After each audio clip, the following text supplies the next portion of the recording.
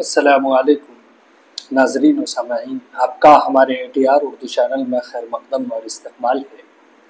جیسا کہ آپ دیکھ پا رہے ہیں آپ کے سامنے university grant commission NET Urdu subject کا آپ کے سامنے سیلیبس ہے۔ یونٹ 1 کھلا ہوا ہے۔ یونٹ 1 میں تاریخ زبان اردو ہے اور اس پر ہم ہند آریائی کی مختصر تاریخ پر بات کر چکے ہیں اور اسی طرح سے ہند آریائی کی زبان اور اس زبان کی وجہ سے ہی ہند آریائی کے ادوار بھی منقسم ہوئے ہیں جو ہم آپ کے سامنے بتا چکے ہیں۔ آج ہم انہی میں سے دوسرا پوائنٹ ہے پراکرت اپبھرنش، اس پر بات کریں گے، پھر اس کے بعد کھڑی بولی، اس طرح سے جو سیلیبس کے اکارڈنگ ہے اس پر ہم بات کریں گے۔ تو دیکھتے ہیں آج پراکرت اور اپبھرنش کے بارے میں جانتے ہیں کیا ہے۔ تو آپ کو معلوم ہے کہ پراکرت یا اپبھرنش یہ ایک زبان ہے، تو سب سے پہلے ہم پراکرت پر بات کرتے ہیں، پراکرت پر گفتگو کرتے ہیں۔ تو یہ وسط ہند آریائی کا دور پراکرتوں کے ظہور کا زمانہ ہے، یعنی جو وسطی ہند آریائی جس کو ہم بتاتے ہیں وہی دراصل پراکرتوں کے ظہور کا زمانہ، اسی وقت پراکرتوں کا وجود ہوا ہے، اسی وقت پراکرت زبان بنی ہے۔ یہ 500 قبل مسیح سے 1000 عیسوی پر مشتمل ہے۔ کون؟ وسطی ہند آریائی۔ تو اس طرح سے یاد رہے۔ اس دور میں رفتہ رفتہ سنسکرت زبان میں تبدیلی واقع ہوئی، یہاں تک کہ سنسکرت زبان کا رواج ختم ہو جاتا ہے۔ یعنی سنسکرت زبان جو ہے جو قدیم ہند آریائی میں چل رہا تھا، تو وہ زبان دھیرے دھیرے ختم ہوتی ہے، تبدیلی واقع ہوتی ہے اس میں، اور پھر وسطی ہند آریائی کا دور شروع ہوتا ہے تو اس میں پراکرت زبانیں بہت پھیل جاتی ہیں۔ دراصل سنسکرت کی اسی بدلی ہوئی شکل کو پراکرت کہا جاتا ہے۔ یہ جو زبان تبدیل ہو رہی ہے، بدل رہی ہے، اسی شکل کو پراکرت کہتے ہیں۔ اس سے یہ ظاہر ہوتا ہے کہ یہ کوئی الگ سے زبان نہیں تھی۔ کون؟ یعنی پراکرت الگ سے کوئی زبان نہیں تھی، بلکہ سنسکرت کی ہی بدلی ہوئی ایک شکل تھی۔ یہی وجہ ہے کہ وسطی ہند آریائی دور اکثر پراکرتوں کے دور سے موسوم کیا جاتا ہے، جانا جاتا ہے، اس نام سے اس کو یاد کیا جاتا ہے۔ یعنی وسطی ہند آریائی دور کو پراکرتوں کے دور سے یاد کیا جاتا ہے، اسی نام سے جانا جاتا ہے۔ اور پراکرت کے بارے میں بات کرتے ہوئے یاد رکھیے کہ اس میں مہذب، فصیح اور سنوری ہوئی سنسکرت کے مقابلے میں انگڑ، فطری اور عوامی بولیوں کا عروج ہوا۔ کس میں؟ پراکرت میں۔ پراکرتیں بہت متنوع اور جغرافیائی حد بندی کے اعتبار سے ایک دوسرے سے گڈمڈ ہیں۔ یہ اتنی ایزیلی آپ کے سمجھ میں نہیں آئیں گی، اتنا گڈمڈ یہ ہو چکا ہے۔ پراکرت کے ارتقاء کی اولین شکل پالی ہے، تو واضح رہے کہ پراکرتوں کے 3 ادوار ہیں۔ کس کے؟ پراکرتوں کے 3 ادوار ہیں۔ تو پہلی پراکرت میں پالی اور اشوک کے کتبوں کی زبان ہے، اس کو شمار کیا جاتا ہے، اس کو اشوکی پراکرت بھی کہا جاتا ہے، اشوک کے کتبوں کی زبان کو۔ نمبر 2 میں آتا ہے دوسری پراکرت میں ادبی مقاصد کے لیے مستعمل زبان کا شمار ہوتا ہے، یعنی یہ دوسری پراکرت ہے۔ اور یہی جو ادبی مقاصد کے لیے جس کو استعمال کرتے ہیں اس کو کہا جاتا ہے ادبی پراکرت۔ تو ادبی پراکرت کی 5 قسمیں ہیں۔ کتنی؟ ادبی پراکرت کی 5 قسمیں ہیں۔ نمبر 1 میں ہے ادبی پراکرت میں مہاراشٹری پراکرت، نمبر 2 میں ہے شورسینی پراکرت، اور شورسینی پراکرت بہت امپورٹنٹ ہے، اس کا علاقہ، اس کا مرکز متھرا ہے، یہ پوچھا جاتا۔ اور یہی شورسینی پراکرت ایک ایسی زبان ہے جو مذہب کی وجہ سے اہمیت نہیں رکھتی ہے، بلکہ یہ علاقائی اور جغرافیائی اہمیت اس میں زیادہ معنی خیز ہے۔ اور بہت سارے لوگ یہ کہتے ہیں کہ برج بھاشا کی قدیم شکل ہے شورسینی، اور بعض لوگ یہ کہتے ہیں کہ سنسکرت کی جانشین ہے یہ، یعنی سنسکرت کی جو اصل جانشین جس کو قرار دے سکتے ہیں وہ شورسینی ہے۔ یہ بہت امپورٹنٹ ہے، ایگزام کے پوائنٹ آف ویو سے یاد رکھیے گا۔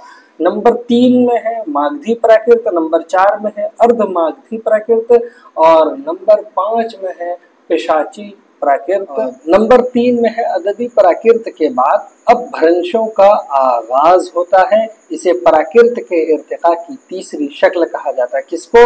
अपभ्रंशों को प्राकृत के इर्तिका और आगाज की तीसरी शक्ल बताया जाता है। तो प्राकृतों की इब्तिदाई शक्ल जिसको नंबर 1 में पढ़े, तो पाली और अशोक के कतबों की जुबान जिसको हम अशोकी प्राकृत भी कहते हैं। तो इस तरह से अभी हमने कहा भी है। तो अशोकी प्राकृत की जुबान, प्राकृतों की इब्तिदाई शक्लें। अब देखिए पाली की वजह तस्मिया, यानी इसके पाली नाम की वजह। तो पाली के असल माना है खत, लकीर या हदबंदी के।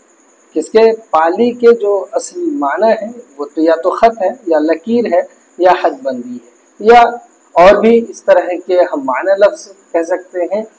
और वजह तस्मिया बयान कर रहे हैं कि पाली संस्कृत लफ्ज पंक्ति यानी सत्र से माखूज है, जिसको हम सत्र कहते हैं, जिसको हम लाइन लकीर कहते हैं, ये उससे माखूज है। नंबर 2 दूसरी वजह ये बयान करते हैं कि बौद्ध ग्रंथों की सत्र के लिए इस्तेमाल हुआ, यानी ये पाली लफ्ज किसके लिए इस्तेमाल हुआ? जो बौद्ध ग्रंथ है उसके लिए इस्तेमाल हुआ।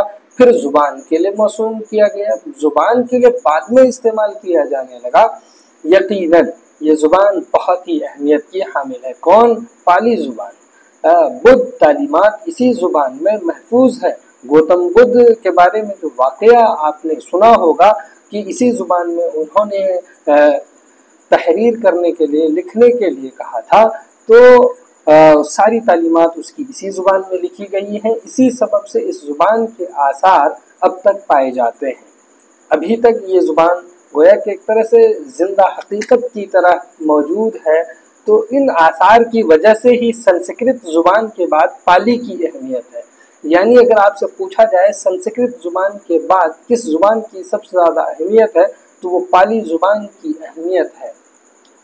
पाली जुबान संस्कृत की एक शाख, पाली जुबान संस्कृत की एक शाख है, उसी से निकली है। जिसका चलन मगध के इलाके में था, उसका रिश्ता कदीम मागधी से बताया जाता है। किसका? पाली का रिश्ता जो है संस्कृत जुबान से की एक शाख से ये निकली है और इसका चलन मगध के इलाके में था और इसका रिश्ता जो इलाके की बात करें तो कदीम मागधी से बताया जाता है पाली का रिश्ता। ग्रेयर्सन इसे मगध की जुबान लिखता है। इसी तरह से सोनेति कुमार चटर्जी जो बहुत ही माहिर है जुबान के मामले में, और राम बाबू सक्सेना इसे मध्यदेशा की जुबान करार देते हैं। ये सब याद रखना है। मसऊद हुसैन खां एक माहिर लिसानियात हैं, ने पाली को पहली प्राकृत का अदबी रूप करार दिया। पहली प्राकृत का अदबी रूप पाली को ही करार दिया है। इन्होंने अपनी तहकीक में मुकद्दमा तारीख़ ज़ुबान उर्दू जो लिखी है उसमें इब्तिदाई प्राकृत की दूसरी शक्ल अशोक के कतबों की जुबान है, जिसको हम अशोकी प्राकृत कहते हैं। सैयद एहतशाम हुसैन ने भी अशोकी प्राकृत कहा है। माहिर लिसानियात का जो माहिरीन लिसानियात हैं का ख्याल है कि अशोक के कतबे किसी एक ज़ुबान की नुमाइंदगी नहीं करते हैं, ये डिफरेंट ज़ुबान की नुमाइंदगी करते हैं और ये कोई एक ज़ुबान है भी नहीं। इस तरह से तहकीक की है लोगों ने। दूसरी प्राकृत दरअसल वो अदबी इजहार है जो प्राकृत ज़ुबान के फ़रोग़ और इर्तिकाई सफ़र के बाद सामने आता है। अब यहाँ से अपभ्रंश देख लेते हैं। अपभ्रंश वुस्ता हिंद आर्याई दौर में प्राकृतों का इर्तिका हुआ। वुस्ता हिंद आर्याई दौर में किसका इर्तिका होता है? प्राकृतों का। प्राकृत की तीसरी और आखिरी शक्ल अपभ्रंशों के इर्तिका के तौर पर देखी जाती है। इसीलिए अपभ्रंश को तीसरी प्राकृत भी कहा जाता है। तो अपभ्रंश एक बोलचाल की जुबान थी, यानी अवामी राब्ते की जुबान थी। इसे उस अहद के कवायद नवेसों ने, जितने भी कवायद लिखने वाले थे, ग्रामेटिशियन ने बिगड़ी हुई जुबान कहा है। ठीक है। सैयद एहतशाम हुसैन ने लिखा है कि अपभ्रंश बोलियों की उस सयाल हालत का नाम है, ये बहुत इंपॉर्टेंट है, याद रखें, उस सयाल हालत का नाम है जिससे गुजर कर प्राकृतों से जदीद आर्याई भाषाएं वजूद में आई। हर इलाके की प्राकृत बिगड़कर अपभ्रंश में तब्दील हो गई। खास बात यह है कि अपभ्रंशों का इर्तिका उन्हीं मुकामात पर होता है, उन्हीं जगहों पर होता है जहाँ जहाँ प्राकृतें थीं। इसी वजह से अब गौर कीजिए तो आपको समझ में ये बात आएगी कि जितनी किस्में प्राकृतों की हैं उतनी ही किस्में अपभ्रंशों की। अपभ्रंश की भी 5 किस्में हैं। पहली है शोरसेनी अपभ्रंश, मागधी अपभ्रंश, अर्धमागधी अपभ्रंश, महाराष्ट्रीय अपभ्रंश, शमाल मगरबी अपभ्रंश। तो इस तरह हर प्राकृत की अलग अलग अपभ्रंश बन गई। अपभ्रंशों ने निखर कर जदीद हिंद आर्याई भाषाओं का रूप धार लिया और अपभ्रंशों के खात्मे के बाद ही वुस्ता हिंद आर्याई दौर का भी खात्मा हो जाता है, यानी वो भी खत्म हो जाता है। हिंद आर्याई दौर का आखिरी मरहला है जिसके बाद जदीद हिंद आर्याई जुबानों का ज़ुहूर होता है। लिसानी उसूलों के मुताबिक फितरी तौर पर जिस तरह संस्कृत से प्राकृतों का ज़ुहूर हुआ था, उसी तरह प्राकृतों के बाद अपभ्रंशों का ज़ुहूर हुआ। यकीनन अपभ्रंशें प्राकृतों से पैदा हुई थीं। सन 1000 ईस्वी में अपभ्रंशों का खात्मा हो जाता है।